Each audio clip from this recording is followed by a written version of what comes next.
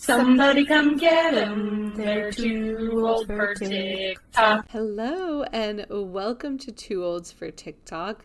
This is episode 238 and I'm glad to be back another week. This child has not arrived yet. Yeah, we're having contingency plans because all signs point to a baby needs to come out ASAP. Needs to come out soon, yeah. So next week, TBD. Or now. Right now, as we record, that would be water actually could break.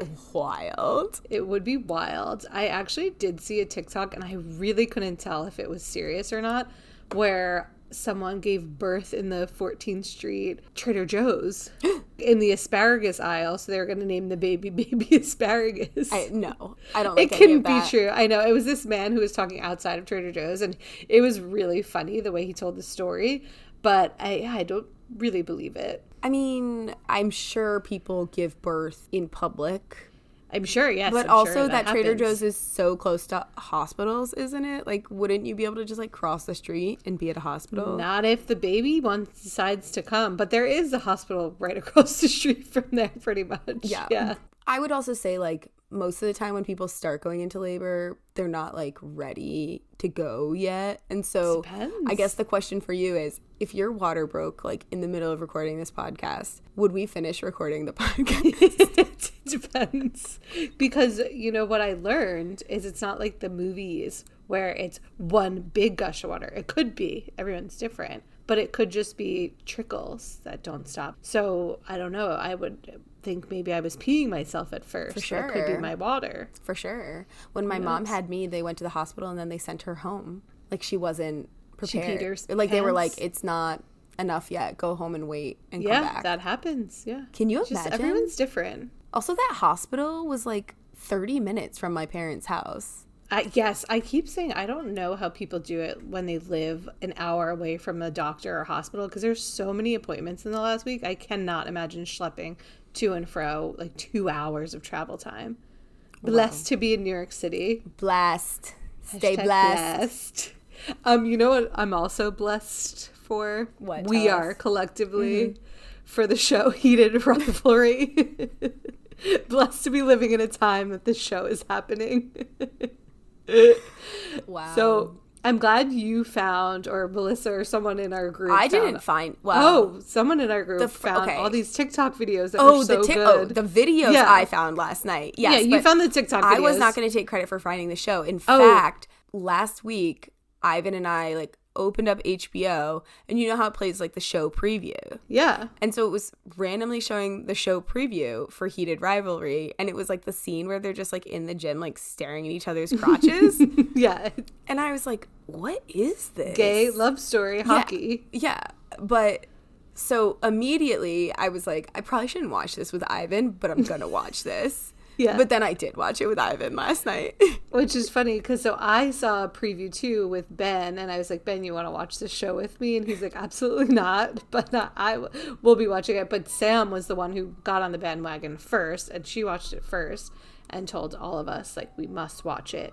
It was on my agenda anyway. So me and you were the only ones who binged all 3 episodes at once. I mean, of course, Ivan got mad at the second episode. He was like, are we really watching another? And I was like, oh, I'm watching We every have single to. one. Are you kidding me? Of course. Like, yes, I'm watching. This is my show now. I do love that you watched with Ivan. That was really amazing. Okay, so for those of you who don't know, Heated Rivalry is an HBO adaptation of a series. I was doing a lot of reading about this series. I think I'm going to read the series, actually.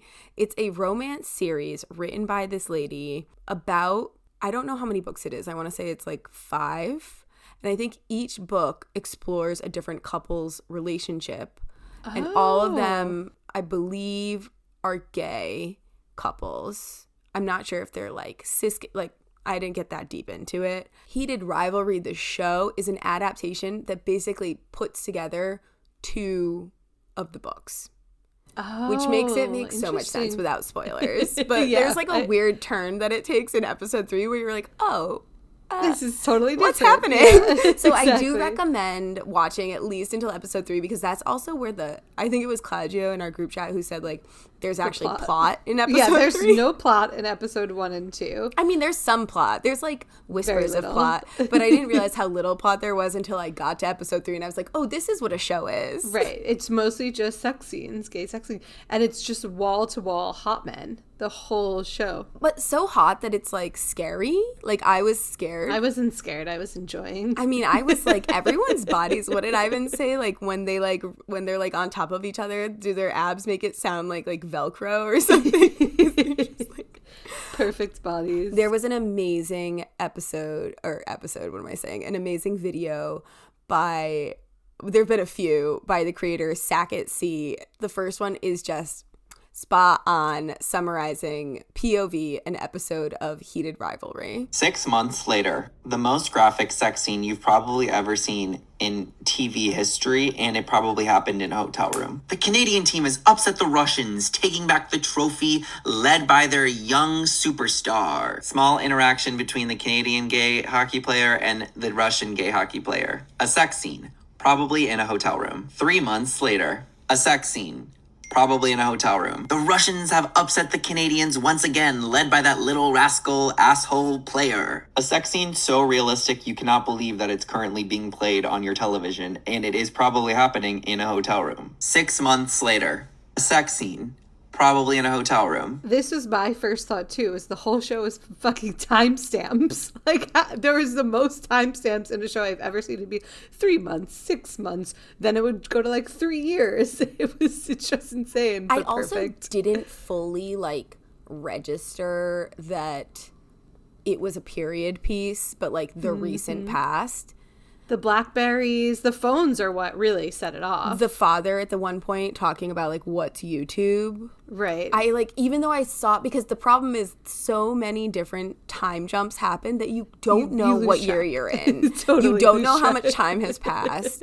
And also I was just like, have they just been texting for 3 years? Like, well, no spoilers, but at one point it seems. but like, what else is going on in their lives? Like, I need. We don't need to know. We just I need to do know need when to the know. two I of need them- like spin-offs from like the Heated Rivalry, like cinematic universe of like what they were doing in the time period besides texting. Yeah. Sackett C also does an amazing video about, there's in one of the episodes, It's in episode smoothies. 3, so if you don't want spoilers, jump ahead. But here's the video about smoothies. Those smoothies that Kip was making for Scott in Heated Rivalry looked so bad. What are we doing? Also, baby, that's not a smoothie, that's a juice.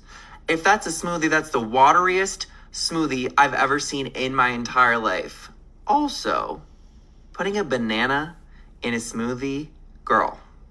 Ruin a smoothie challenge, succeeded. I agree with this so much because it's the most watery ass smoothie I've ever seen in my life. It looks disgusting. I screamed because Ivan left the room and I screamed and I said, I was like, it started out as a smoothie and he handed him a juice. Yeah, it's so gross. It also just looked like, I was saying it looked like blood with cornstarch added to it. Like, I don't know what they were doing on props. Like, if they actually had a smoothie and it just sat for too long. It definitely sat for too long. The other thing, did you notice that the smoothie has extra banana in it? Wink, wink. But there's no banana trace in that smoothie. Otherwise, it would have been thicker. No, I mean as love- in penis. Oh, like the illusion, like he asked for extra banana. Yeah, because yeah. of the It's like a penis. Yeah. like banana. Banana penis. I love bananas in my smoothies. I mean, the smoothie sounded good. It was just, Yeah. it was also funny because I was kind of Googling it while I was watching because I don't care about smoothies. I'm sorry, I don't care about spoilers. Or you care deeply about smoothies. Actually, I have a lot of opinions about smoothies. And it was referring to these characters and I was like, who are these people? I don't understand. Like, does the show take like a complete turn? And then I got to episode 3. Yeah, it does. So, and then there's a final video by the creator T Murray 06 about probably the juiciest part of this show. You don't have a good butt. This is the only person in the world with a good butt. I don't even know if you could call what we have going on butts after seeing what this gentleman is packing in Heated Rivalry. This is the only butt in the world. Whatever is happening below our lower backs cannot be called a butt. If what he has is a butt, we cannot compare what we are doing to what he is doing. This is the only human being on Earth with a butt. So Melissa, not friend of the pod, former co-host Melissa, Yes. has been watching these episodes. She said she needed to take a day between each episode, which is so different from me. I was like, no, I need to see what Same. happens. I need to see it all. I'm very curious about what happens in this show. But one of her comments was how juicy the Russian's ass was. And I don't think I ever knew what a juicy butt was until I saw that butt. Yes. And speaking of the Russian actor, I was shocked to find out he's not Russian. What a good actor. Also, I good asked my accent. friend who is Belarusian to please watch the show and tell me how the Russian accents were, like in Russian, after finding out that this actor is from like North Carolina or something. It's insane. And so she was fast forwarding, which mistake, but she was going through. She said, an American actor finally learns to speak Russian and it's for gay porn. It's so good. And then she was saying that it's really not bad. I was asking how the girl with the curly hair's Russian was. Yeah. Because I looked her up. Because then I was looking the characters up and I was like, did And we they're just all not hire American? any? Oh, what? And they're all American? That girl I think is like some sort of like USSR descendant, kind of like my friend. Okay. And so I think hers is more like heritage Russian, but he was saying that his Russian sounded even better than the girl's Russian. Wow. And then this is also very relevant because when Ivan and I can't agree on shows, which by the way, I'm going to have to watch like 4 things I never wanted to watch for making him watch this entire series.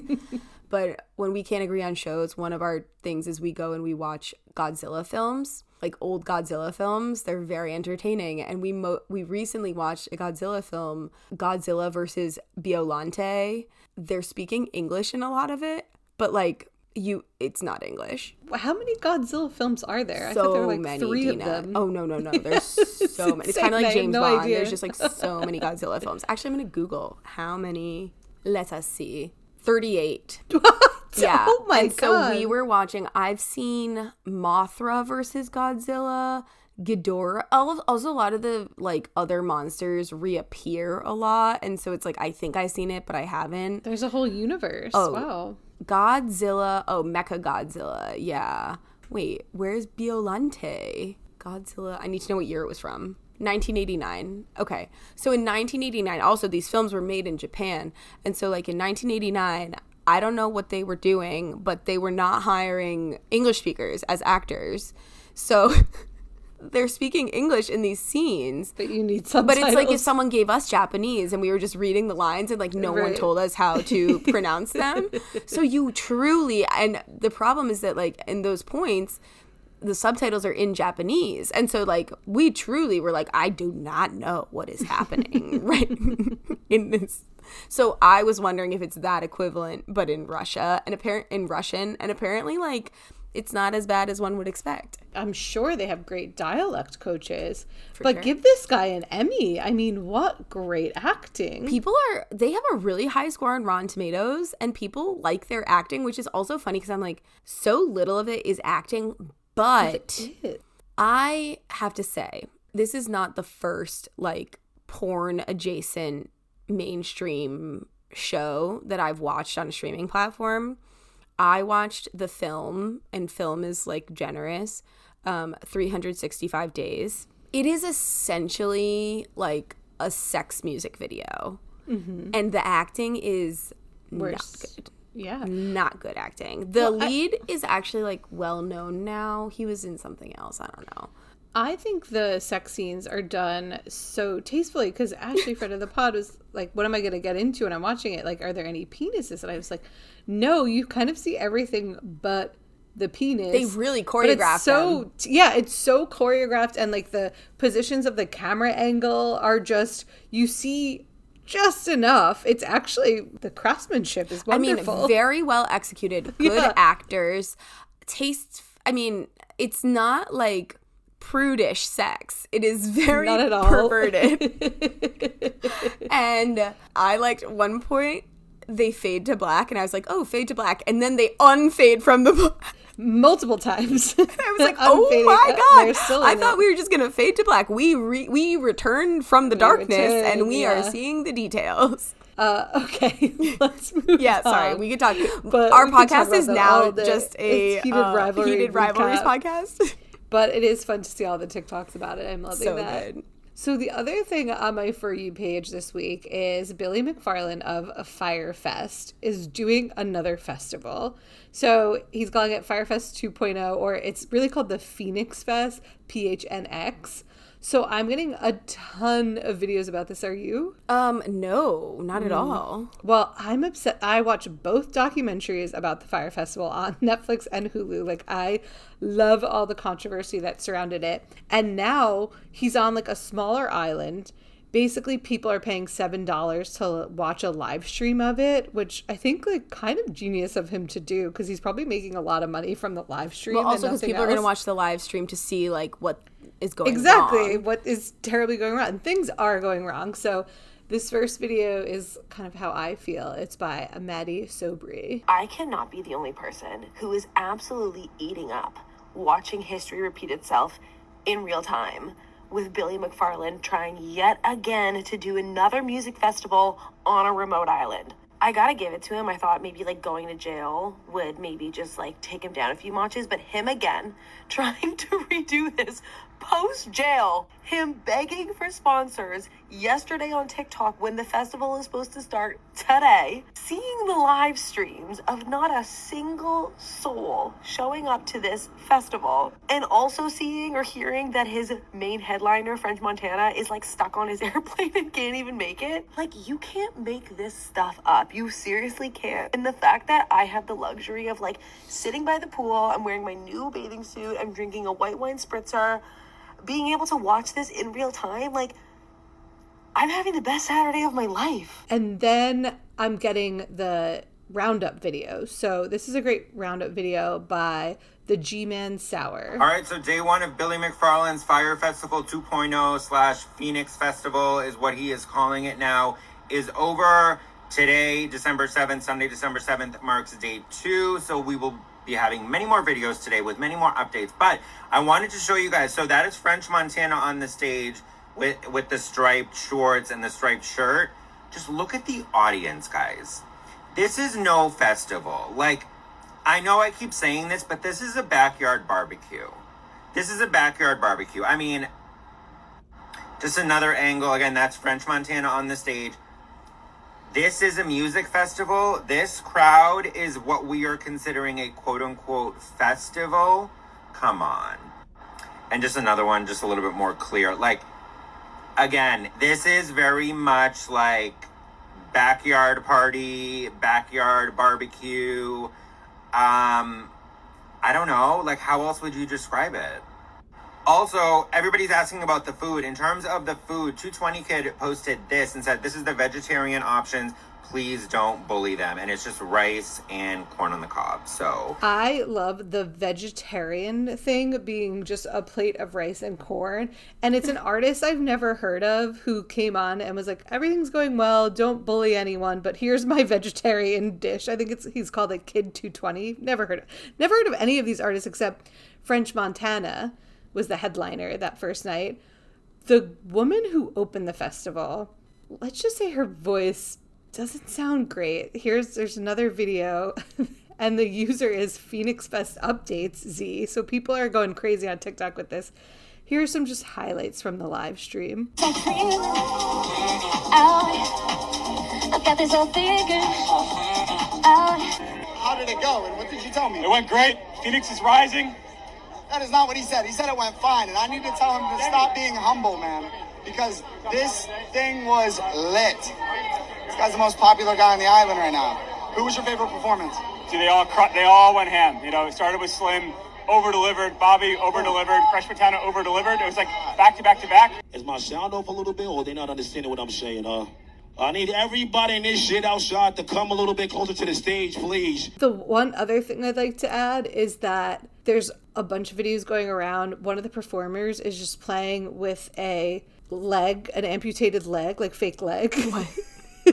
like on stage. Like a mannequin leg or like an amputee's leg? An amputee's leg. Not a real leg, but what do you call a prosthetic? A prosthetic leg, but not like a mannequin leg. There would be a it's difference. It's a prosthetic leg. Okay. Very bizarre what's going on there. They lost power at one point when someone was performing. I just would love to get a head count of how many people are there. It looks like there's maybe 30. But like that one creator said, it's like a backyard barbecue. It's not a festival. Would you go, like, if someone offered you an all expense paid trip to Phoenix Fest? No.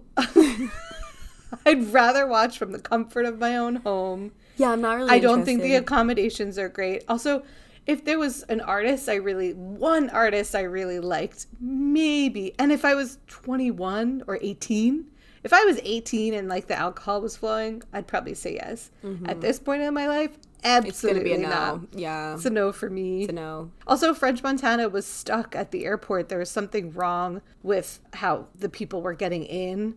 So again, there's just a bunch of logistical things that have gone wrong. Didn't he go to jail? Not French Montana. Billy, whatever his name. He did. Billy did go to jail, but he's back at it. I'm also looking up where it is exactly. Oh, it's in Honduras. Oh, it is. It's not on an island. Yeah. It's in Honduras. No, but it is. Oh, it's in Diamond Cay, Honduras. Positioned as a comeback event. The headliners are French Montana, Bobby Shmurda, good name, and Slim Jeximi of Ray Shremmerd. These are fake names. They're all fake people. It's really insane. Attendance very low with reports of fewer than 100 people in the crowd for headliners. The paid live stream had around 100 peak viewers. Oh, is that it? Okay, so he's not even making enough money from the live stream because that's crazy. But you know what's funny? I think a lot of people who are there are going for the clout and for the views because they're on the ground. Their TikToks are getting a lot of views. Like there's a lot of people making YouTube content. Billy's TikTok is blowing up, obviously. Wow. I just love it. I love it. Can't get enough of it. Who is this guy? Which one? Wow, he's 6'4". Who? Billy McFarland. Oh, 6'4". Billy McFarland also is the reason why my friends from home and I have a game of like your type, because two friends were watching the Fire Festival documentary, and afterwards one of them like sheepishly, not in the group but one of the girls in the group, one of them sheepishly said to the other like, I'm kind of embarrassed but he's hot, and the other girl was like, yeah, I think so too. And then they realized they were talking about like the two different men who encapsulate like very different body types. And so two different Billy McFarlands? I guess there's two guys in the documentary. Oh, there was like one of the tech guys and then Billy. There's Billy and then there's like Billy's more like robust. He's more clean. It's more like, I don't like beefy. Not like big. Yeah. He's more like muscular. He's rounder. And he's like got like maybe like softer face features. Yeah. And he's like a more like buff. Like he's not like, I'm saying rotund in a different way than like round. It's more like you are soft around the edges. And then the other guy, I guess, is like very like lanky and angular. And so we now have those guys are named Ichabods. Right. And the ones who are Billy McFarland types are Teds. Mm-hmm. And we feel like you can categorize most people in most cis-het men into Ichabod and Ted. Right. Like you are married. I'm more into Teds. You're married to a Ted. I'm married to an Ichabod. Yeah, we have different tastes. Yeah. I was going to say we could classify all the men in Heated Rivalry. They're all Teds. Although your face can sometimes be an Ichabod. Yeah, that Russian guy, the other Russian guy, is an Ichabod. Correct. I was going to say that too. Okay, glad. Okay. The other thing on my For You page, which is very drama talk, is this girl drove 3 hours to confront this guy who made a nasty comment on one of her TikToks. And this is a stitch, but at first it's the original video. So you can hear this woman confronting this man. The video is by becoming_J. You don't know me, I don't know you, but I was that person that you commented under. Yeah, it's crazy, right? Crazy world. But I just wanted you to know, you see how easy I found you? It's not cool, right? Yeah, so I'm gonna give you the opportunity and apologize, or I'm going to show your wife the ground that account I found.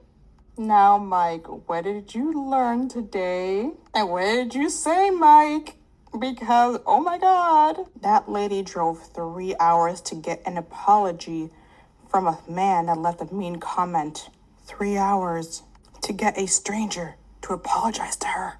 But that laugh, straight diabolical. Whatever Mike said, we need to know what Mike said. Girl, what did Mike say to you? Gotta start being nicer online, y'all. Nah, man, I never want to be with her.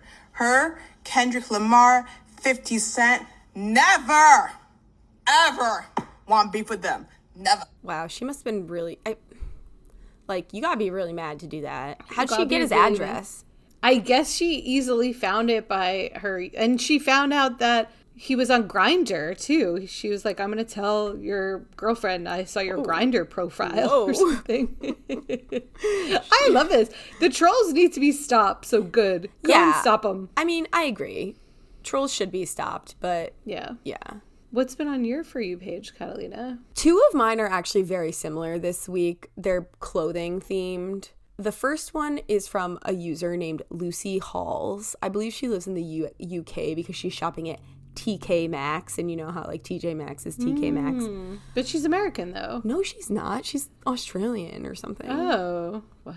Listen to her voice. So I don't know how to dress. I made a video a while ago talking about how I have no sense of style. I grew up wearing my brother's hand-me-downs, and I've never really created my own style sense, and I don't know what clothes look good on me. And lots of people ask for a series about me dressing myself and you giving me advice and help. So something that I really struggle with is, magazines used to tell us how to go from day to night. Going from day to night was a big feature in a lot of these things. And I remember hearing comedians talk about how that never eventuated. She never goes from day to night. I go from day to night constantly. So literally 3 times this week, I am going to work, and then I am going to a West End premiere. And that's happening again tonight, slightly less fancy event. But I'm going to work, I'm going into the office, and then I will immediately be going out to the theatre. And that's something I really struggle with, particularly now. It's winter, it's really cold. So I'm trying to be warm and stylish to some degree. Yep, she's Australian. Yeah. Sorry. Also, I'm so bad at identifying other English language speaker accents unless they say something I feel like I can I don't know why, but Australian and South African to me, I have a hard time distinguishing. This girl could be we don't know. We don't know. I know she's not British. Yeah.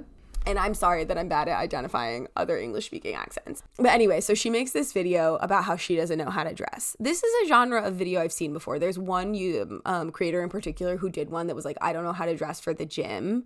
And she has kind of become a somewhat influencer over it based on incorporating it and updating all of that. This girl's outfit was... I was expecting to watch it and be yeah, whatever. No. It was bad. This was bad. I think I should do this because I have no fashion sense, and I think it's great to crowdsource fashion.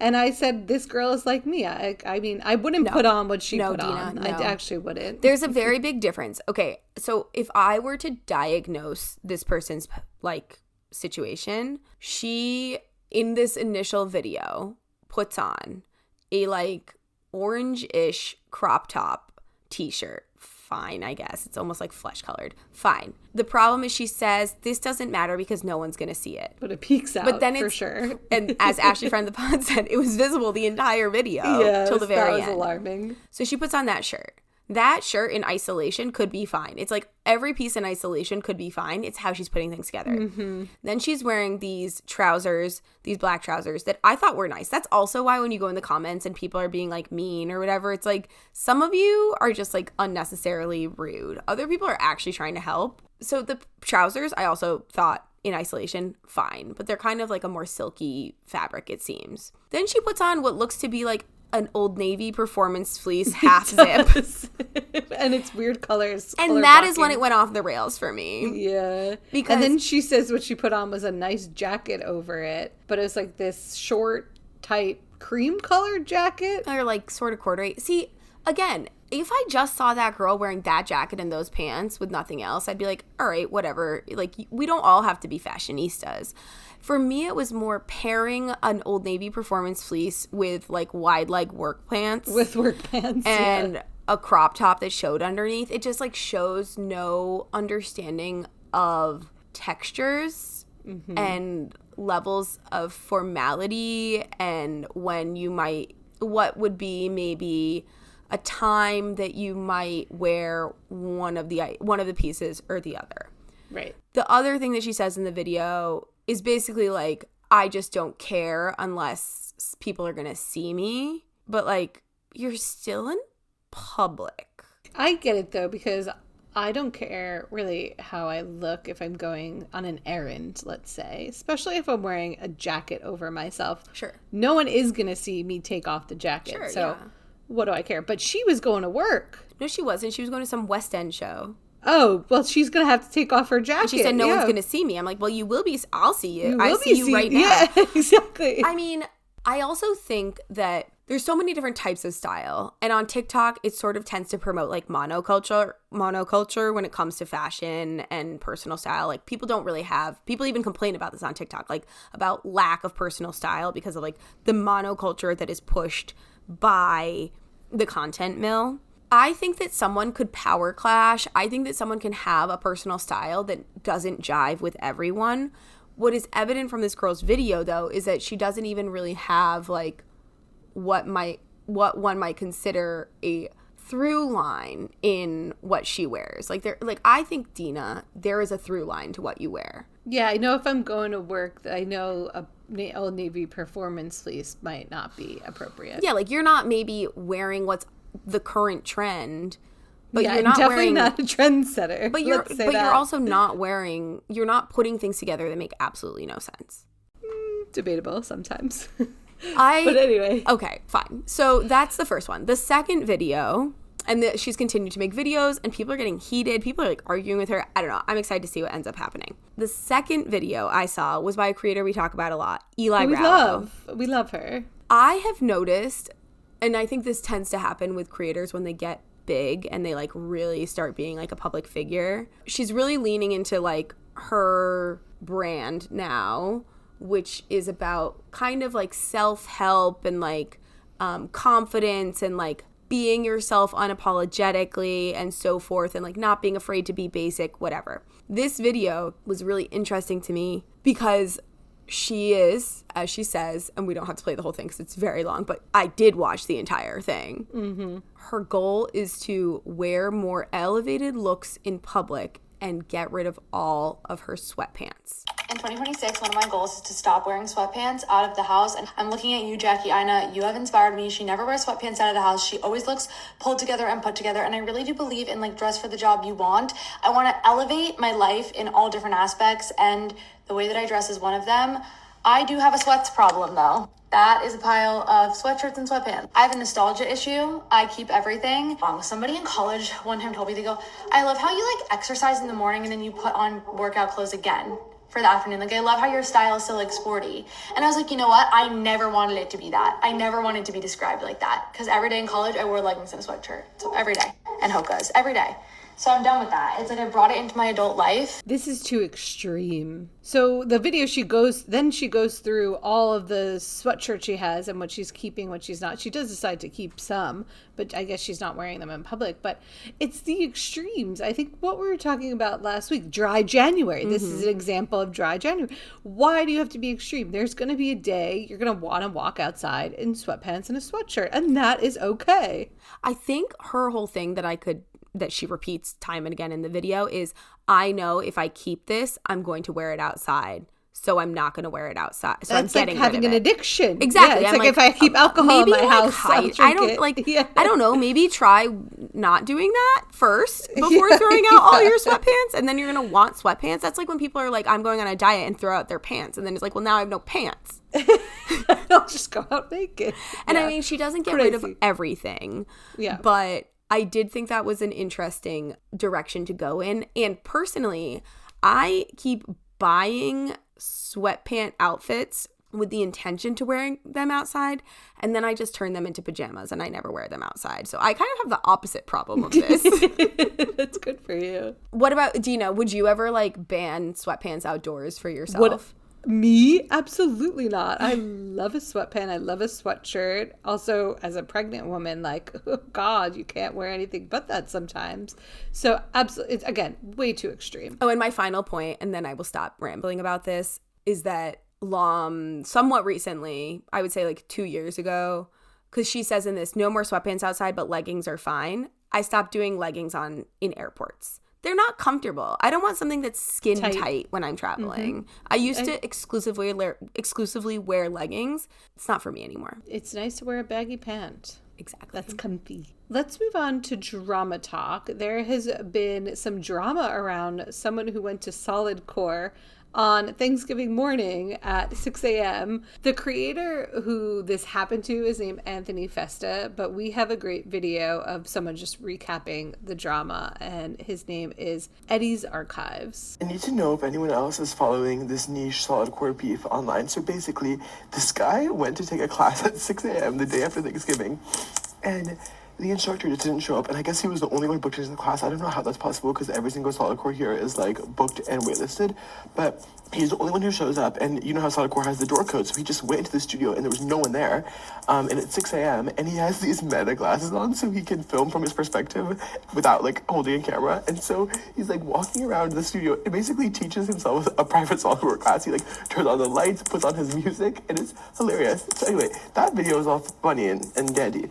Then he comes on again and is basically revealing how every single like Solidcore coach in his area was like reaching out to him and mad at him and want him to take down the video, and they like got his phone number and were like communicating with him through his friend, and he is just roasting them, and it's hilarious. This man wearing meta glasses is insane to me, just like point blank period to start. Just being alone at a class and decided to just run the class yourself is also hysterical. I feel like people are like, I wish I was like this, because the guy's like been going back to the classes and whatever. Like he clearly like is not afraid of confrontation to a point that I'm like, there's a pathology here. Yes, I agree. I'd be so afraid to, first of all, put up the TikTok because everyone's mad at you, but he's like doubling, tripling, quadrupling down on it. And he's like, I don't give a fuck. I'm going to continue. I mean, it's funny to watch. Yeah. But also, so it's like I'm separating my like confidence, funny to watch view and also my like critical mindset where I'm like, what is this dude's deal that he like truly has no sense of like self-consciousness or like self-preservation or, you know, when it comes to this situation. But I guess the Solidcore instructors, they backed off by now because he was calling them out by name, so I'm sure they're all freaked out and all backed off. Well, I was saying that people were reaching out to him, and also there's a huge Reddit thread about it, and people on really? TikTok, because I've been seeing a lot of I think one of the first ones I got was his video, and I was kind of like, what?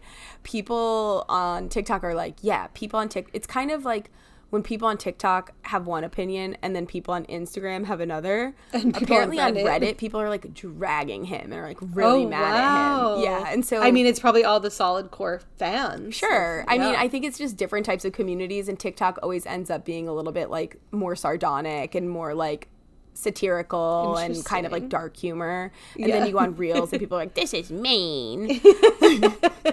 Yeah. Okay, moving on to our last section, which is our food section. Mm-hmm.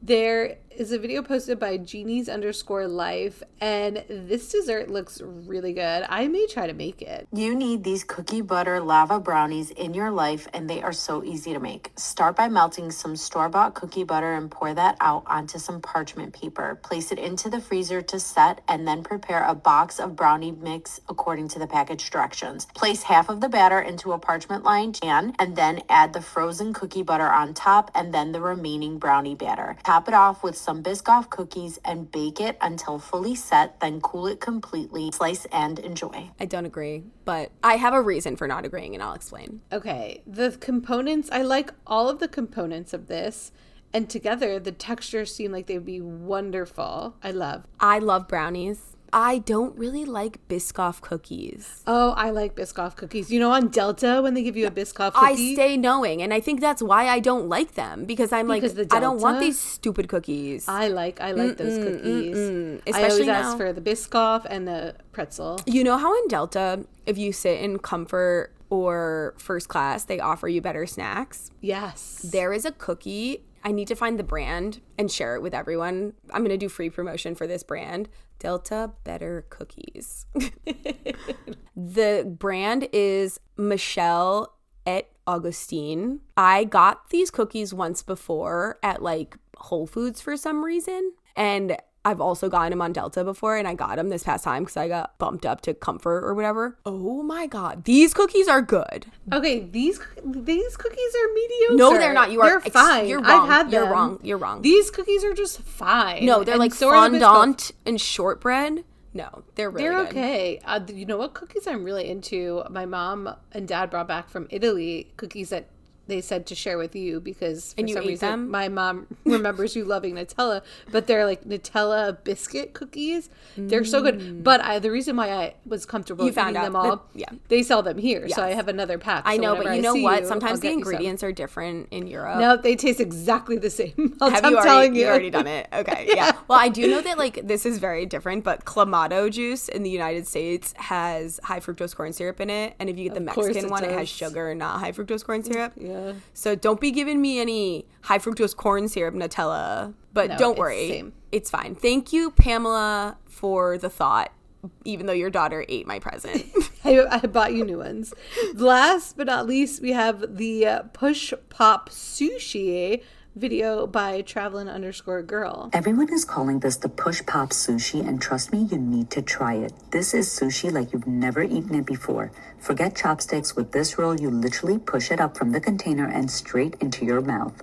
It even comes with a tube of soy sauce so you can drizzle as much as you want. The concept is so fun, super unique, and honestly, the sushi is really good. This is like the third video I've seen of this. I do want to try it. It's a little expensive. A lot of people in the comments said in other countries this costs like $3. It's also just a straight up gimmick. You're just stacking my sushi roll. I love it. I'll try it. I mean, I'll try it if someone buys Yeah, it for would. me, or if I'm like really desperate for some reason for it. It's a fun way to eat sushi. It appeals to me a lot more than a sushi burrito, that as soon as you make a sushi roll too big for me to fit my mouth around comfortably, I'm out. Yeah, but this is not. This is just a piece at a time. No, that's why I'm willing You're in. to play. Well, this has been a wonderful episode.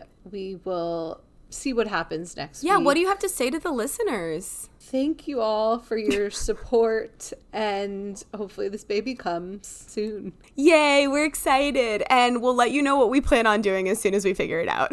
Yes, we will. If we're here next week, we figured it out. If we're not, we didn't figure it out. But we will. We'll be back.